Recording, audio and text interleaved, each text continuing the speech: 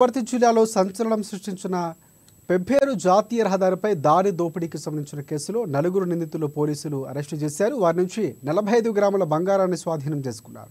నిందితులు బద్రి, గజానన్, శ్రీరామ్ షిండే, సచిన్, ఫిరోజ్, సంతోష్, సంజయ్ ఆరుగురు గ్యాంగుగా ఏర్పడి కొన్ని సంవత్సరాలుగా జాతీయ రహదారిపై చోరీ చేస్తున్నట్లు మల్టీజోన్ 2 ఐజీ సత్యనారాయణ తెలిపారు. ఈ ముఠా కత్తులతో దాడి చేసి బంగారం, లగేజ్ బ్యాగులు చోరీ చేసి పరారవుతున్నట్లు చెప్పారు.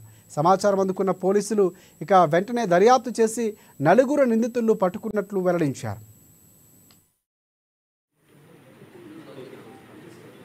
లైటనింగ్ అటాక్ చేసే తరుణంలో వీళ్ళు ఒక రకమైన షాక్ గురయ్యారు. తర్వాత వాళ్ళు కంటిన్యూస్ గా దాడి చేస్తూనే వీళ్ళ దగ్గర ఉన్న 11.5 తులాల బంగారం సంబంధించిన పుస్తల తాళ్లు, చైన్స్, మంగళసూత్రాలు ఇవన్నీ కూడా దోపిడీ చేయడం జరిగింది.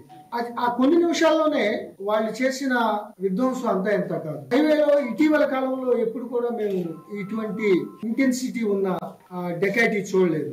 దట్టు ఇటు తిరుపతి ఎక్కువగా ప్రతిరోజు వందలాది వెహికల్స్ వెళ్తా ఉంటాయి, వస్తూ ఉంటాయి. సో స్లీపీగా ఉన్నప్పుడు ఇటువంటి డాబాల దగ్గర వీళ్ళ దగ్గర పెట్టుకోవడం చాలా పరిపాటి. అటువంటి సమయంలో ఇటువంటి విధ్వంసకరమైన డెకాయిటీ జరగడంతో ఎస్పీ వనపర్తి గిరిధర్ గారు ఉండొచ్చు, మనం వెహికల్స్ ఉన్నాయి అనే భావంతో వీళ్ళు అక్కడ కారు ఆపడం జరిగింది. అంతకుముందు కారు